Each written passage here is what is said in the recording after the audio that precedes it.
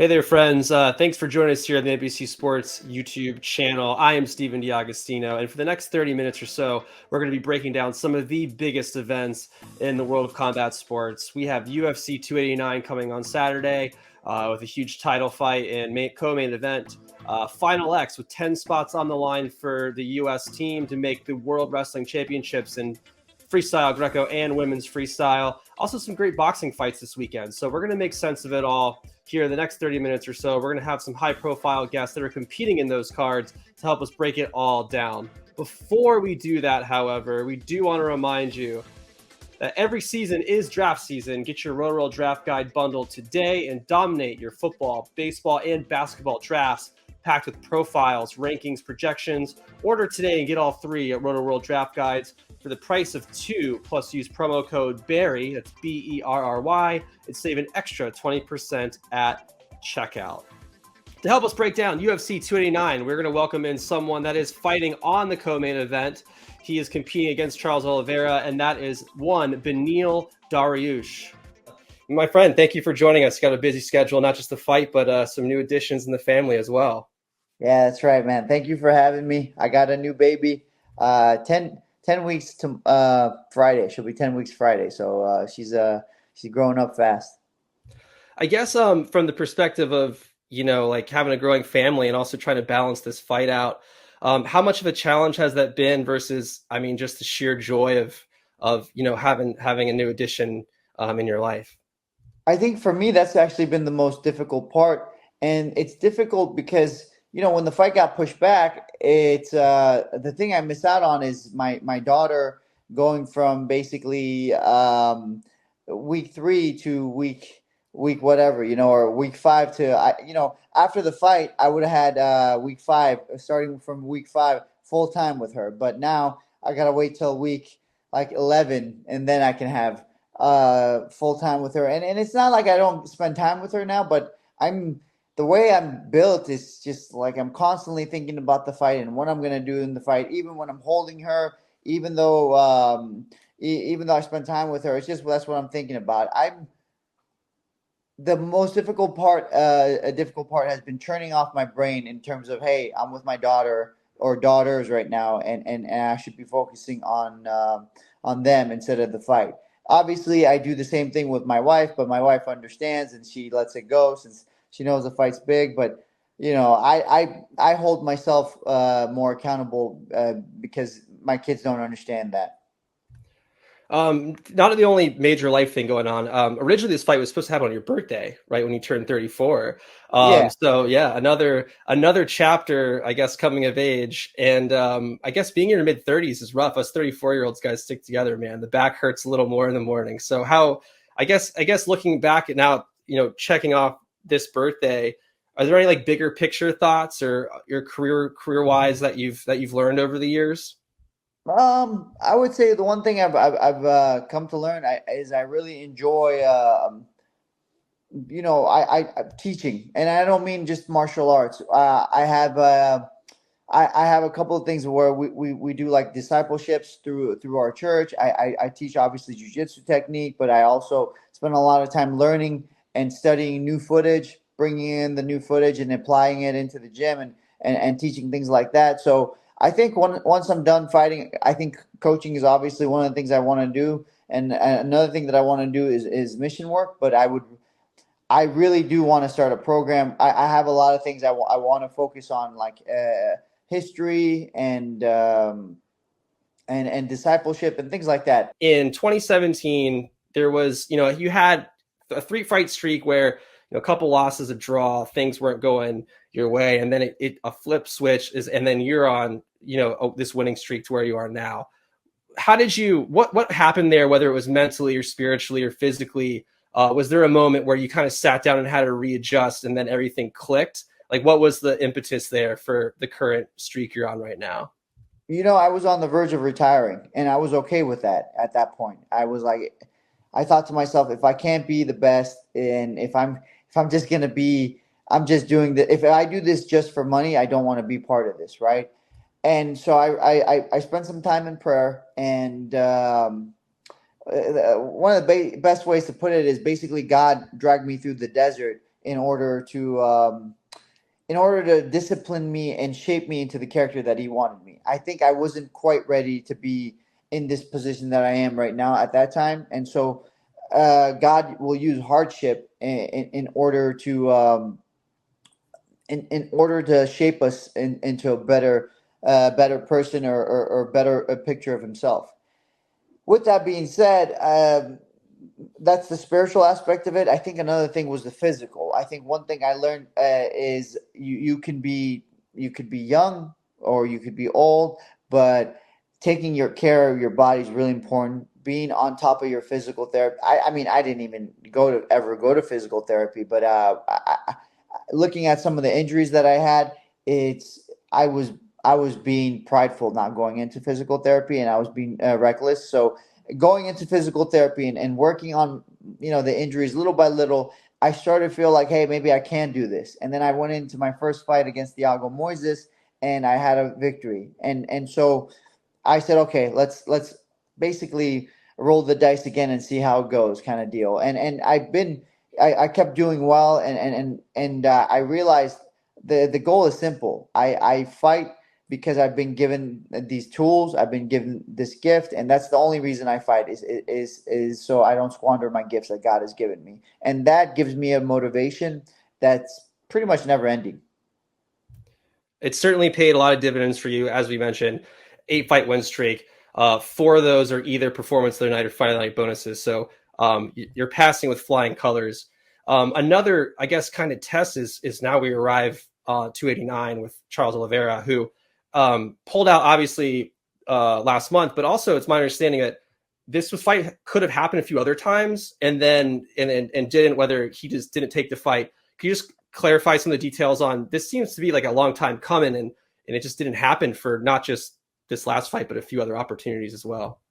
Yeah, so I think it was supposed to be 2020 when we were supposed to fight, and it didn't happen. And it didn't happen at that time. I think he was having some issues, and I don't really know the details, so I won't get into it. It didn't happen, but then he went on to fight Tony Ferguson. And then recently, the May 6th event, that's the fight that didn't happen again. And then now we're here for June 10th. So this is going to be our third time getting booked.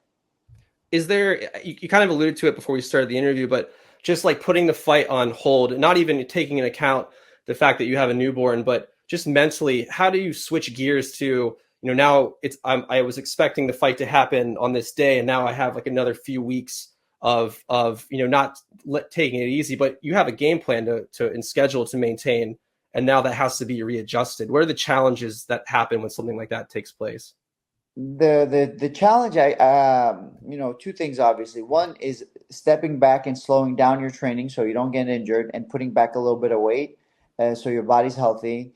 And the real challenge for me has been the second one, which is making sure I get enough time with my family and not to be frustrated over the fact that I don't get to pour 100% of my time into my family. I think it's also, just to give you a little credit, a testament to how zen you seem to have taken this, because I think most fighters would be very upset that, hey, I have a family and I've had to put this on pause, and you seem to have kind of settled back in the right headspace with that. Does it feel that way? Right. Well, it took a little while. I was kind of angry with Hunter Campbell and whatnot. We were kind of going back and forth. And I even offered to fight, other guys on that card, and I was upset for sure. But I could be upset one moment and then spend some time thinking about what's happening, put myself in everybody else's shoes, and then that allows me to step back and have a new perspective. So I think that was really what I try to do, was put myself in everybody's shoes. For example, I put myself in Hunter's shoes. What does he want to do? He wants to make the biggest fight possible happen. So I understand that's Charles and I. I put myself in Charles's shoes. He's injured. There's nothing really he can do. The fact that he can even come back in 5 weeks, that's good for me, right? And then just all the little things here and there, and so it just helps me kind of calm down and be zen, like you said. Obviously, Charles's submission credentials go without saying, but I mean, your jiu-jitsu pedigree is up there with anyone on earth. I guess looking at his record and all the submission victories he has and the records he has, but seeing his last fight where he obviously lost by submission, he has 4 submission losses to his name. Was there any kind of like blood in the water moment for you as an elite grappler that, hey, like maybe I could get down on the ground and scrap with this guy and more so than I thought and actually get like a nice submission victory and have fun with this? To be honest with you, I've always assumed I would beat him when it comes to the grappling. I don't really look at anyone in my division and think this guy's going to out grapple me, including Charles or Makachev or anybody else. Whoever else it may be. Um, so as far as, yeah, he's got great submissions. He is very offensive. I respect him a lot, and I think he's an amazing fighter. I think he's a stud, but at the end of the day, I just think I'm better. And so that's why I think I'm going to go out there. And if I want to submit him, I'll submit him. If I want to knock him out, I'll knock him out. I think the last 3 fights you've had have been kind of this really juxtaposition between you and Charles. I think it's really good to get into that. You've had this kind of forward pressing, like relentless control style and just dominating guys from every facet of the game, especially just with the takedowns and the grappling, whether it's using the leg locks for sweeps, whether it's reshots, just high level wrestling and grappling, and just total control. Whereas you might be control. Charles always seems to be chaos and just luring guys into these high risk positions where he's either finishing fights or getting finished. I guess in the clash of those two things, what is your game plan and how do you think it would play out in stylistically the differences between you guys? I think what I would say as far as my style goes, I would say it's more control chaos than his is. I think he is so relentless in his offense that he's defensively sometimes lacking. And I think I would say I'm very offensive, but at the same time, my defense is better. I mean, that I could be biased, but that's the way I'm looking at it, and I think that's going to be the key to victory for me. How would you, if you had, I know it's tough to give like a straight up prediction, but I mean, what would be more satisfying to you? Just a full unanimous decision domination for 5 rounds or, actually finishing the fight via KO or submission? I don't know if Charles has lost by decision before. Oh, actually, he has Frankie One, Edgar. just once. Yeah, Yeah. Frankie Edgar, right? So to beat him, decision would be fine. I think that would show, especially with how aggressive he is, that would show that I'm capable of withstanding so much offense, and at the same time still being able to establish my game plan. So that there's definitely some merit to being able to beat him by decision. But I think ultimately, like every athlete, I want to finish, and I don't really have a preference whether it's KO or if it's submission. So obviously huge scrap here. Don't want to get too far ahead, but there's been some other factors that have kind of happened leading up to this fight. One with Dustin getting the Gaethje fight. All of a sudden, Conor McGregor back in the mix, which we know he could hijack a division for what seems like forever. Does that kind of weigh in the back of your head at all with the ladder? And it seems like you're in the driver's seat now for the title shot, but is there any thoughts of, what could happen next or just with how the waiting game could be, when these names get involved? I'm not too stressed out about it since this is the first time the UFC's actually given me their word that I'll get the title shot if I beat Charles. That's never happened before. Not when I beat Tony, not when I beat Gamrot. And I asked for I asked for their word and they didn't give it to me back then. So I this is different. So I'm pretty confident that I'll get the title shot. As far as Justin Gaethje and Dustin Poirier goes, what a fight! I'm actually just really, as a fan, I'm excited for that fight. Right? I want to see how that fight goes. I want to see if the new improvements in Justin's game will make the difference, which I think they will. And I also want to see if Dustin Poirier still has that dog in him, where he could just dig so deep, and you just don't understand how. And I think that's what he's done so many times, whether it be against Dan Hooker or the first fight with Justin Gaethje. He's able to dig deep like other fighters are not when it comes to a stand-up fight, and I think that's what makes him special. So, not too worried about the overall picture. More excited for the future. And I forgot to hit on Conor. I'm not really. They're not really on my mind. I'm not worried about Conor nor Michael Chandler. I don't think either one will get a title shot. Well, Connor might be in talks for one, but I think I would be before him, and so would the winner of the BMF belt would be before them. But I think Connor, if he wins, he could be in title contention. But I don't think Chandler will be in title contention if he wins. We started out talking about big picture life and just reflecting back on your career this far, and all the exciting things that are happening. And I guess looking ahead, you alluded to putting on your teacher hat one day, and you got a beautiful family now that you like to spend time with. I guess in the next couple fights, what are we looking at for the career of Beneil Dariush, and what are some goals that you would like to accomplish before you might hang it up one day? I'm not really a legacy guy.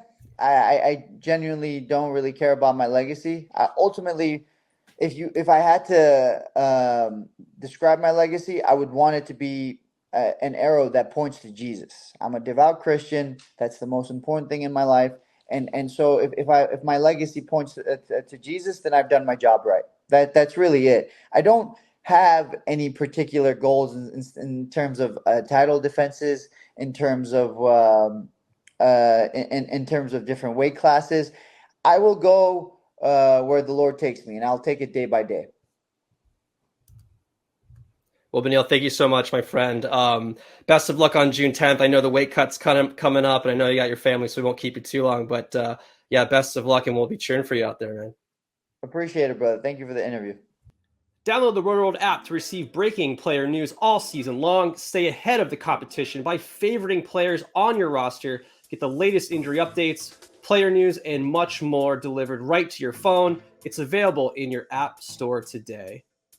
The U.S. representatives for the World Wrestling Championships will take place this weekend in New Jersey at Final X. And to help us break it down, someone lacing it up, that's Olympic gold medalist and two-time world champion David Taylor. David, thanks for joining us. How's the lead up going for Saturday?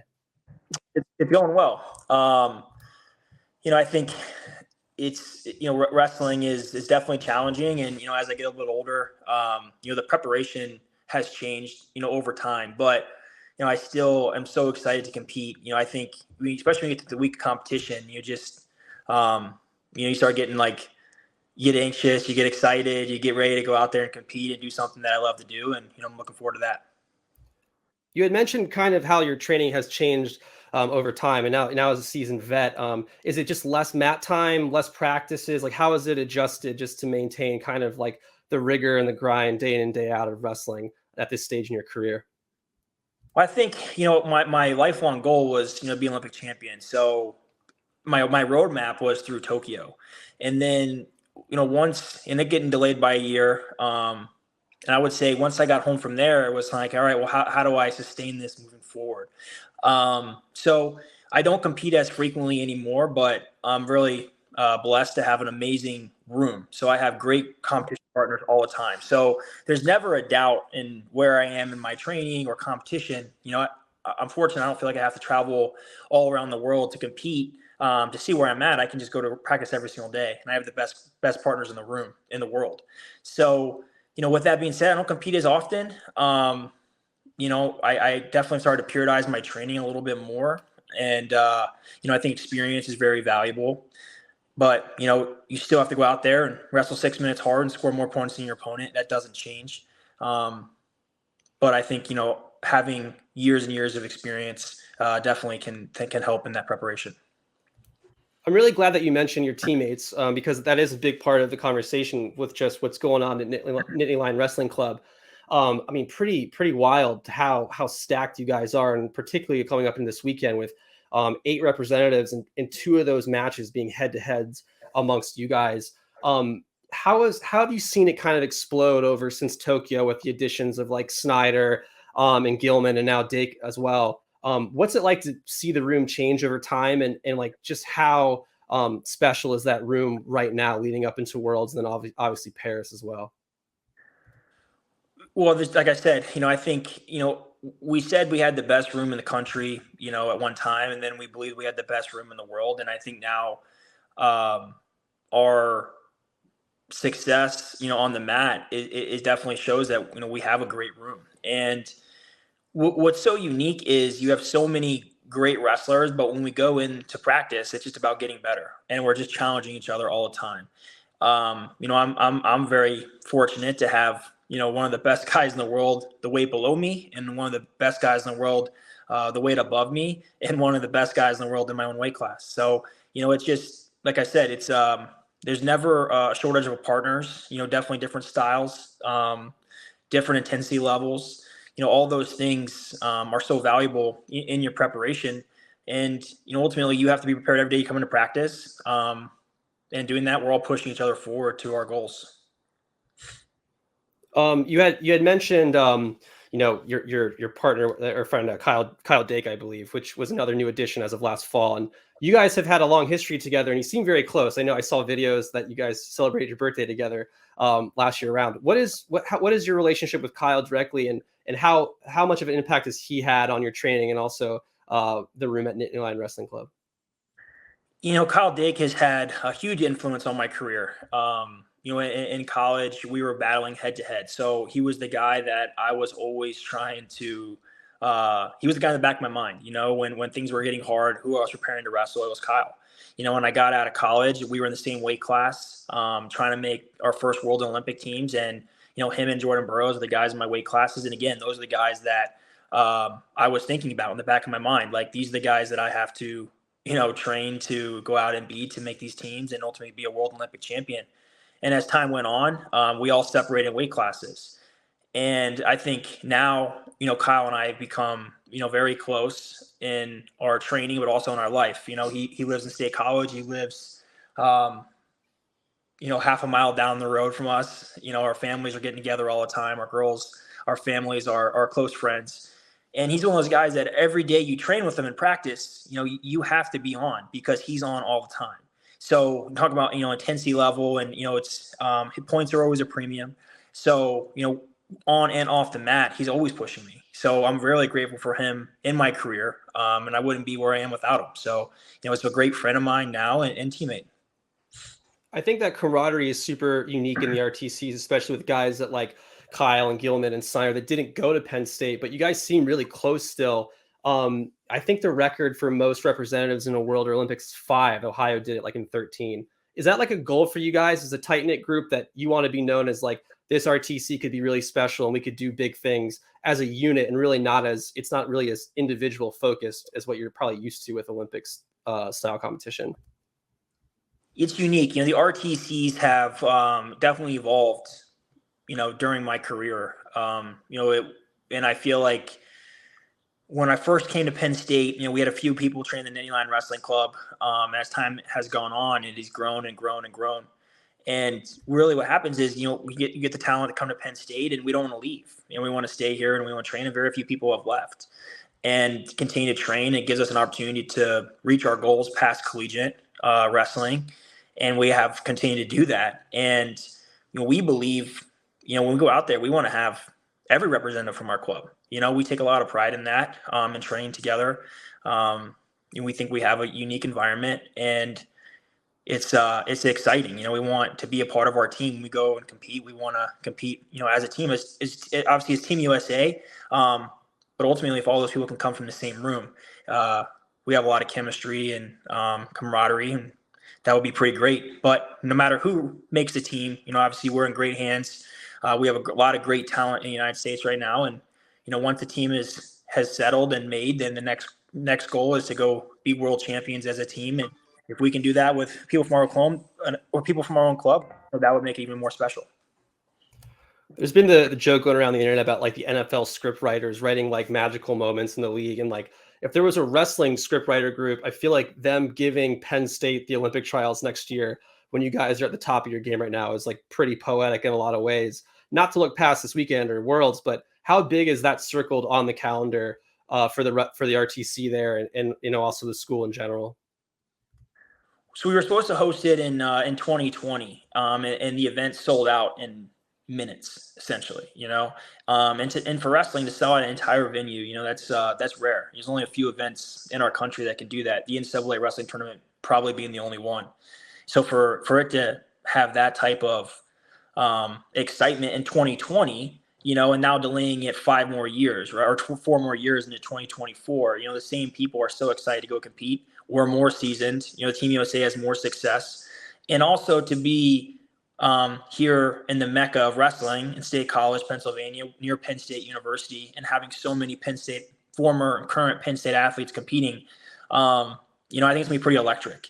And already the tickets, they went back on sale just recently, and it was like a frenzy. They were releasing them in blocks, but they were being sold out before people we could even click seats and purchase them. So, I think that event is going to be an electric event. It's going to be maybe one of the most memorable, if not the most memorable, Olympic trials event in USA wrestling history. So, we're excited for it. All wrestlers are excited for it. And the Olympics are the pinnacle. It's what every single kid dreams of. It's what every single wrestler wants to achieve. It's the number one thing that you can do in our sport. And, for that to be settled, a few minutes from my home, with people that I've, grown up with and, friends and family, for them to be able to be there would be pretty special. So looking forward to that. Yeah, I mean, and that's, like you said, across all walks of wrestling, that's been looking forward to for a long time. Focusing on this weekend, I mean, again, one of two head-to-head matches between participants at Nittany Lion Wrestling Club facing Aaron Brooks. What unique challenges does that present to someone when you're wrestling a guy that's in the same room as you, and you have that experience with Bo from the Tokyo trials, which worked out pretty well for you. So I guess for those that aren't privy to that, seeing the inside of a room, like, what are the challenges and difficulties or benefits of wrestling someone very well in that way? It's definitely a challenging, situation because, in wrestling, we only get one rep. It's not like you get, top 3 fastest times, or you get a team of 10 people, or you can spread them out. You only get one rep per weight class. When you look over the last decade, a lot of the best wrestlers have come through Penn State and are continuing to compete. So it's a unique situation where you have Aaron Brooks, who's in college right now, 3-time national champion, one of the best pound for pound current college wrestlers. And, I graduated Penn State in 2014, so it's just, and I still stuck around, and I'm towards the end of my senior career. So you have kind of like different generations competing against each other. But, the reason that we're both where we are is because we've trained together and pushed each other to get to this point, so I think it's just one of those situations where we're going to have to go out and battle and scrap, and the winner will go to the world championships this year. And then we'll be ready to wrestle again next year. The winner will go to the Olympic Games. And, it's just one of those things where one person gets to go and one person has to stay home. But, we wouldn't be where we are without obviously pushing each other in the rooms, and we'll have to go decide that this weekend. I think it's also, I mean, correct me if I'm wrong, but probably a testament to the coaching there with the programs that Kale has built, where you guys are obviously the best in the world, but can find ways to, maintain a culture in the room of success without letting, egos get in the way and stuff. How does the coaching staff, at Penn State and also at Nittany Lion Wrestling Club handle these kind of situations that happen pretty often with you guys, where multiple, Lions are wrestling each other in high profile tournaments? I just think communication is the most important thing. As this is happening and will continue to happen more, moving forward, with a mixture of, like I said, kind of the former Penn State wrestlers, the current Penn State wrestlers, and then obviously the Nittany Lion Wrestling Club. The coaches just have a very welcoming environment, and they just have a unique perspective, and, they share that with us every single day. And, they communicate with us and we communicate with them. And, it's just, like I said, it's one of those things where to have two of the best wrestlers in the world in the same weight class in multiple weight classes is a unique situation that not many people have. And we have that. So we're really blessed and, grateful for those opportunities. And we wouldn't be here without our coaches and their guidance. And, we'll have to go battle for, 12 or 18 minutes. And then once that's over, we'll shake hands, and then we'll go back to training and preparing. And when that has to happen again, we'll do it again. Stylistically, Aaron, I mean, like you said, you listed the credentials, 3-time national champ, obviously a stud.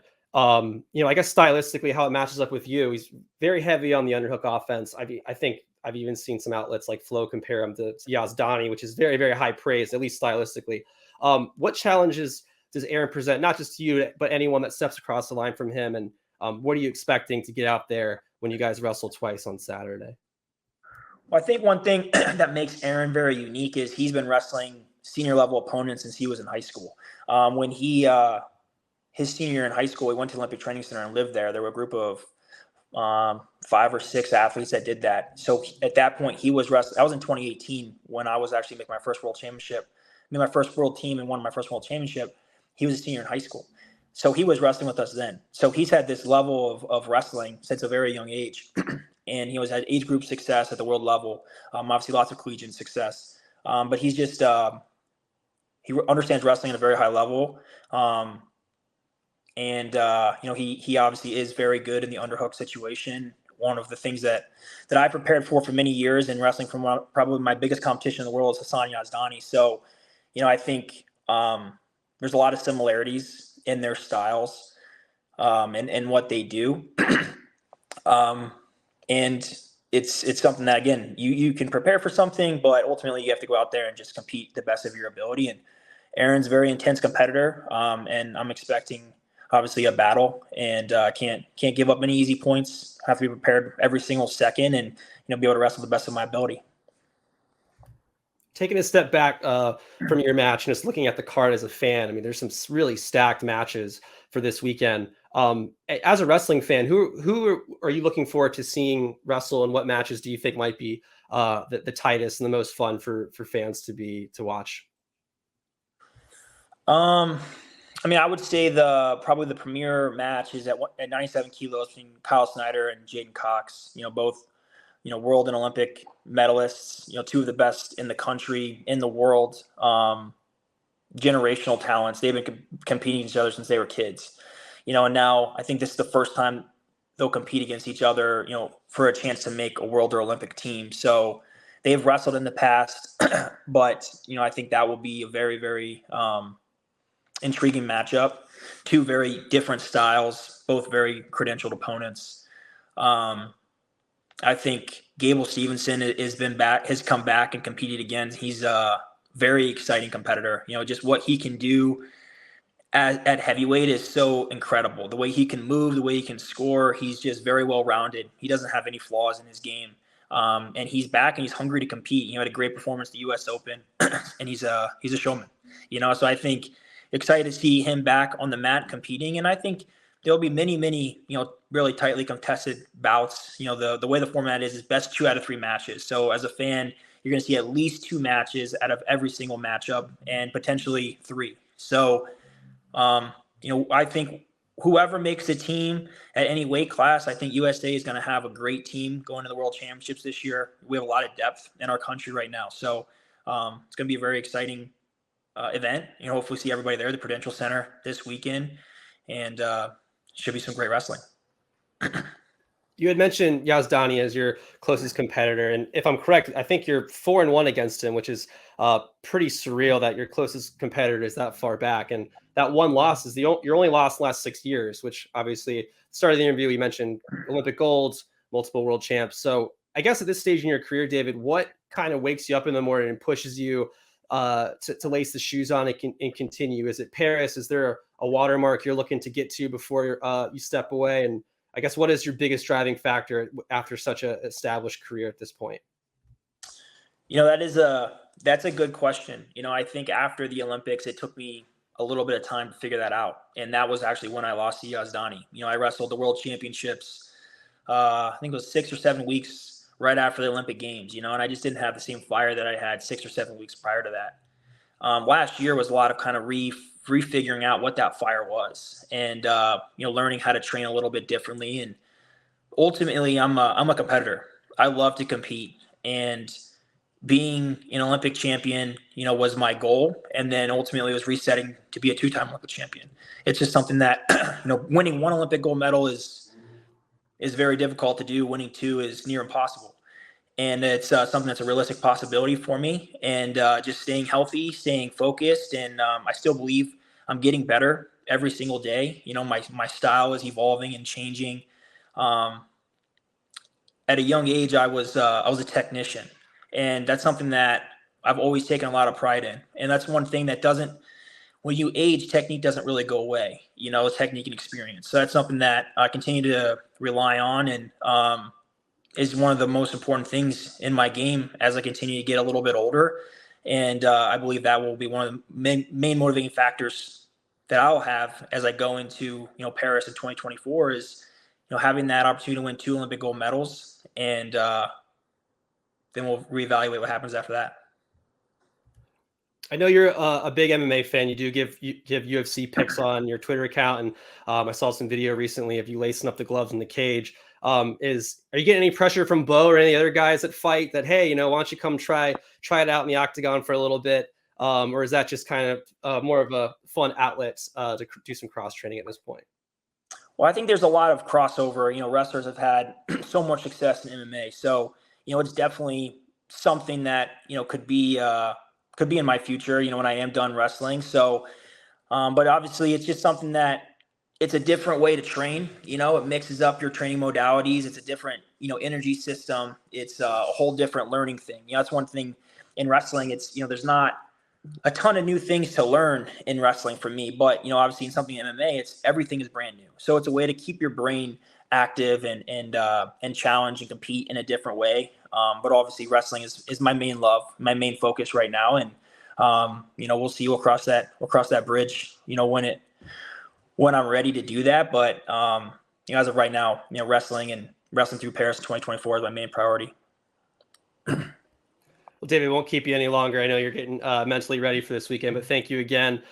Best of luck at Final X. Best of luck at Worlds. And then, we'll hopefully see you at Penn State next year as we continue the run up to the Paris Olympics. Well, I appreciate that. I got bedtime with the kids and then wake up tomorrow morning and one day closer to wrestling the Final X. So, I'm grateful for the opportunity to compete this weekend, and thanks for having me on.